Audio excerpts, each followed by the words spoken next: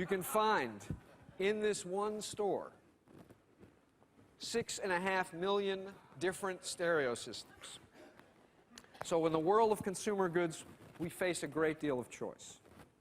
And it's not just in the world of consumer goods, because after all, ever since Ford died and you could get a car in more than one color, we've always had choice in the world of consumer goods, and now we just have more of it. In addition to that, there are other areas of life where there used to be no choice, where now there is. Phone service. Must be some people in the audience old enough to remember when you could get any kind of phone service you wanted as long as it was from Ma Bell, and you rented the phone instead of buying it.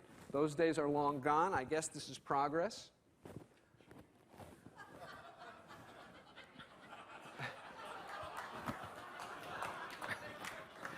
Now, if you haven't seen a phone, MP3 player, nose hair trimmer, and creme brulee torch yet, you can be sure that one day soon you will, leading to this.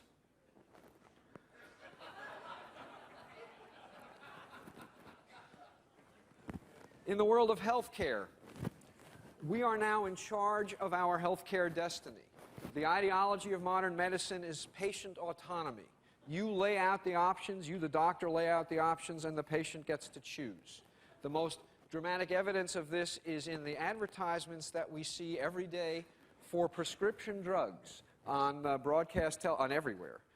Think of how weird it is that people should be wasting money, drug companies should be wasting money advertising products that we can't buy.